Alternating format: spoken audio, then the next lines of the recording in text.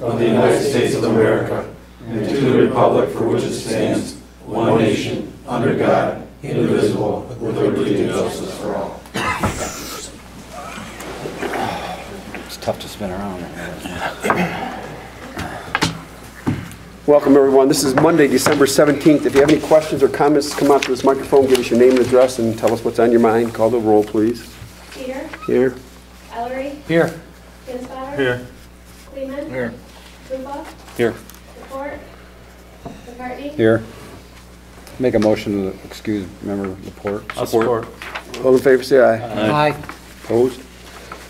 We'll go to consent agenda 4, City Council minutes of December 3rd, 2018, regular and closed meetings. Recommendation be approved. Motion to approve. Support. Are there any questions? All in favor, say aye. Aye. Opposed? Number 5, ordinances resolution. A, 1821, approve annual poverty exemption policy and guidelines. The assessor here this evening to Ben tell Houston's us a here. little bit about it. Yes. Each year, the State Tax Commission requests that we approve the poverty exemption policy and guidelines. We put the updated poverty guidelines that are used to determine what they use. And then there's an asset test that's included. Everything in here is the same except we update the poverty guidelines every year. But the State Tax Commission has requested we do this annually. So this would be for 2019. Any changes, Lynn? Just the poverty amounts. Okay. That's What- the only thing that changed. Dollar amounts. Okay. I'll make a motion to approve. Support. The motion made, support, questions? Call the roll, please. Lupa. Yes. McCartney. Yes. Ellery. Yes. Kinsfather. Yes. Kleeman. Yes. Cedar. Yes. Resolution adopted. All right, thank you. You stand right here. Yeah. B, Resolution 1822, establishing the assessing department's property exemption policy, procedures, and application. The State Tax Commission started performing annual audits of all the local units in the state of Michigan about 8 years ago on an annual basis. And every 5 years, the city of St. Clair will get audited. St. Clair County gets audited every 5 years. And on each one of those minimum requirements that they give us, they change them to make sure that we keep up to date on the local policy, what's going on. And the one thing they asked for this one that's coming up, and there's another one that I have to research a little bit further, but they wanted some kind of application and policy and procedures to determine if a property can be exempt or not. So if someone comes in and says, well, I believe my property should be exempt, maybe they're a different kind of school, different kind of church, it could be anything that they claim that they're exempt, they have to prove to us that they should be exempt. And the state wants that on an application. So that is what this policy, procedures, and application is for. I would make a motion to approve that resolution. I'll support. Any questions?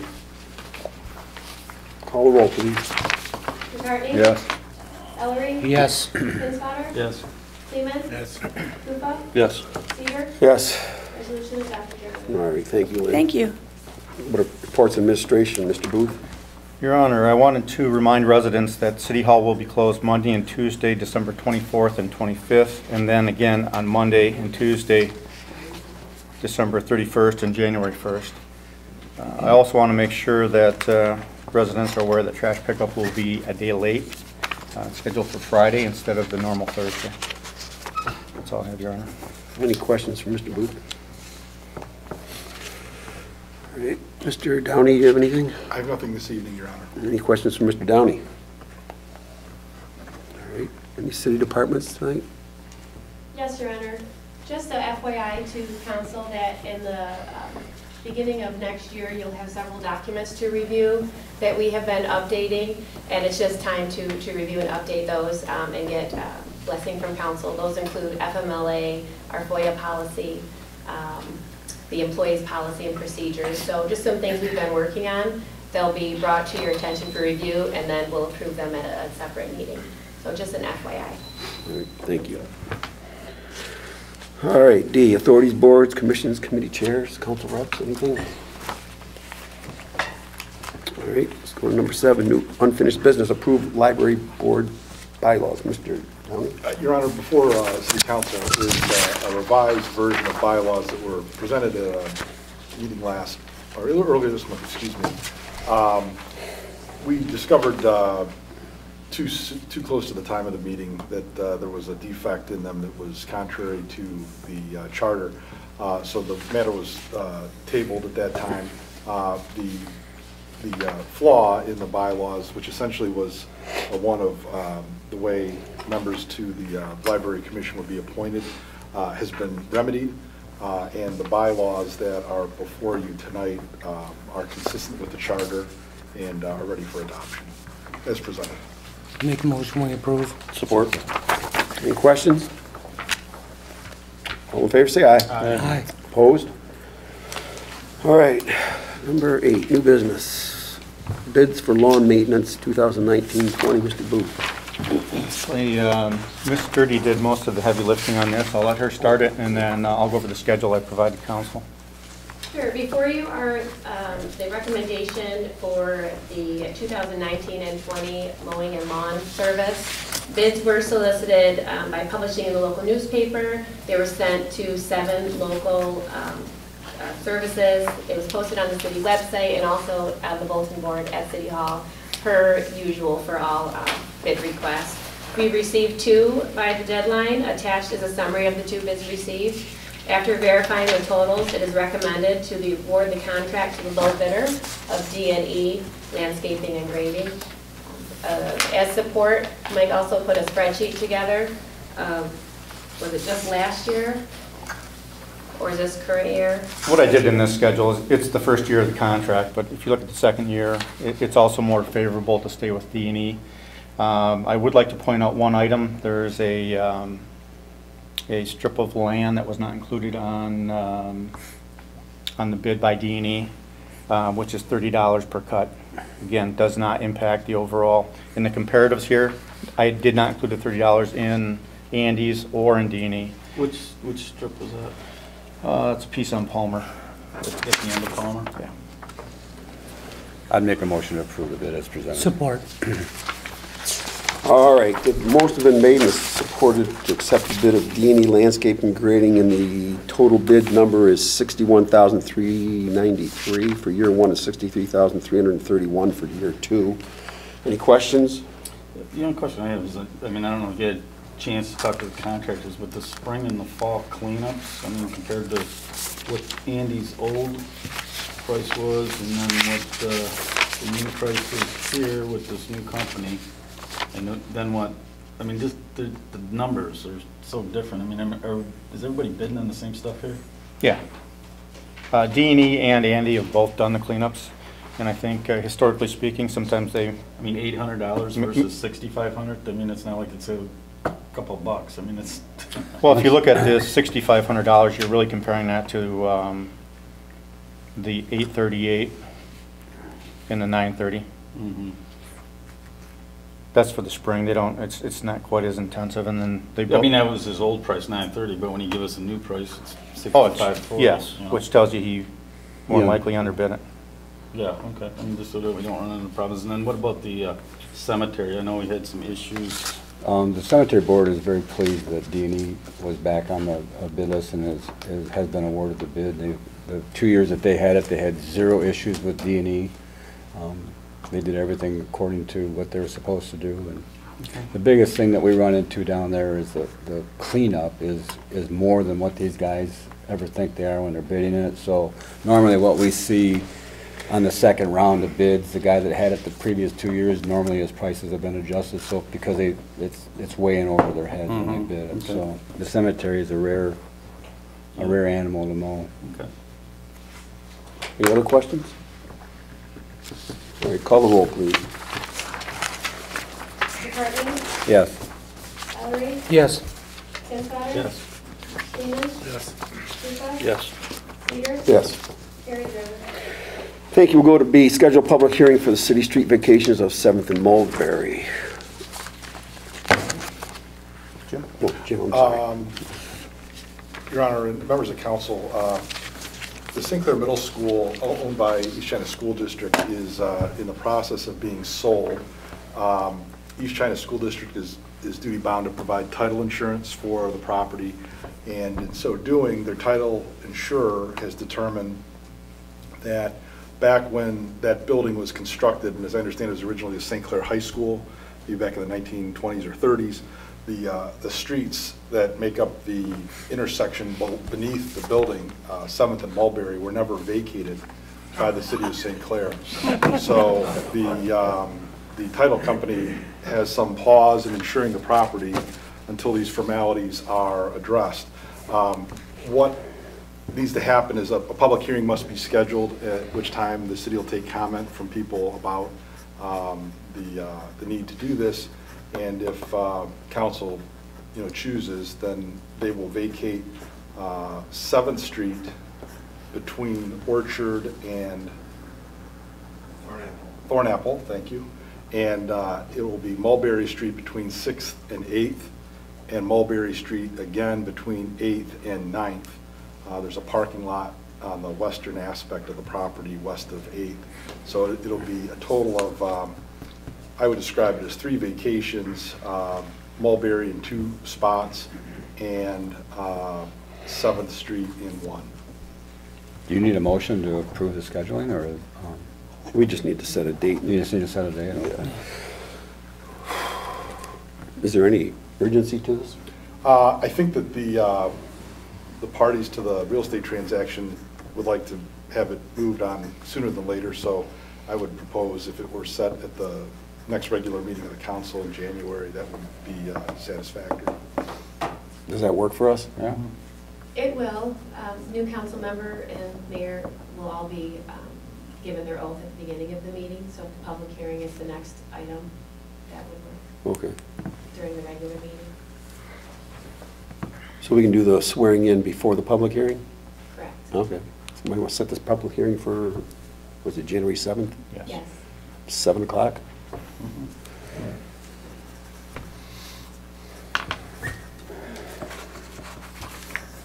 Do we need a motion for setting? I'll move that motion. I'll support. All right. The motion made, supported the January 7th, 7 o'clock public hearing. All in favor, say aye. Aye. Opposed? All right. Let's go to C. Schmoody Oil. Mr. Downey. Your Honor, I understand in speaking with administration that item is going to be taken off tonight's agenda, just because I don't think that the work is complete on the workup for City Council. There's questions that have been raised by the revised things. Do you need to make a motion to do that? I'll make a motion to remove the I'll item. support. All in favor, say aye. Aye. Opposed? All right, let's go to number 9, claims and accounts for December 7th, 14th, 2018. Make a motion to approve as presented. Support. Motion's made, support. Any questions? All in favor, say aye. Aye. Opposed? Let's go to number 10, public comment, public question. Everybody have any questions or comments tonight?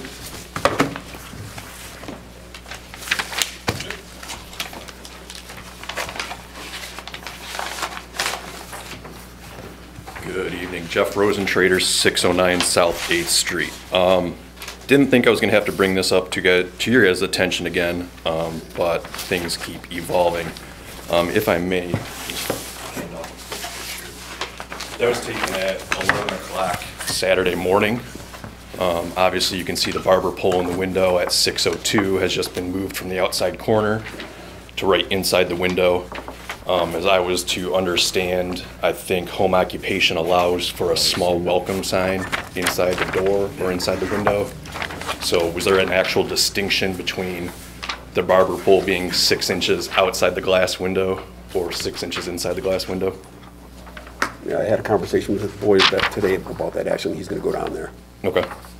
And I thought you had made a good point at the special hearing for the barber shop about there being 20 home occupations within the city, and anyone driving past can't tell that they're there. I've been waiting to see what was going to happen with this, but the parking is way more serious than what he had originally mentioned. I think in the original proposal, was it 2 to 3 or 4 to 5 haircuts per day? On a busy day, easily over 20. And, you know, and that kind of lends itself to the parking lot with paved parking spot lines. You drive past this, the windows are open, you can see the barber shop going on. That doesn't fall into the drive past and can't tell what's going on in a home occupation. So I don't know where to go with this, to be honest with you. You know, from my standpoint as a homeowner there in the neighborhood, if I ever went to sell my house, could a real estate agent logically or realistically try to show my house when that business is open and the whole parking lot's full, the street's full of cars, the lights are on, barber poles spinning? That's a question that I don't think a real estate agent would ever show my house. So that means that's directly affecting me, my property values, and other residents of the neighborhood. So, like I said, I thought this issue might be done, but it doesn't seem like it's progressing the way that I was expecting it to. So I'm just kind of wondering what your guys' thoughts are. Well, I know that Mr. Buller told me today that he's going out in the very near future to do another inspection Okay, and to make sure that it is a home business. good. And one last question about that. Was he, since he's living there now, technically, is it on the same floor as the barber shop? That I I don't think know. so. No. Because it's not upstairs. It's downstairs. So he's living in the basement. Yeah. As far as I know. He's got a wife at home, and he lives in the basement. Okay. I was just wondering, but I don't know the answer to that one, yeah, Jeff. that's all I was wondering. Like I said, the parking situation, the cars, the traffic, the barber pole, those are my concerns. Thank you. All right, thank you.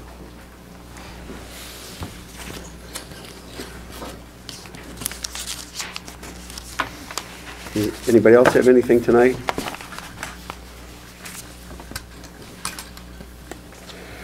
And I guess we'll go to number 11, Mayor and Council. Trash for the next, not this week, but the next week and the next week will be Fridays. This week, Thursday, just like regular. I do want to take a minute to mention, even though he told me not to, Bill Kleeman has served 4 years with us, and I just want to acknowledge that the work that he did, the energy he brought to this, and the ever-watchful eye he brought with him. And I wish you the best of luck, Bill. It's good serving with you, Bill. Yes. Thank you. Thank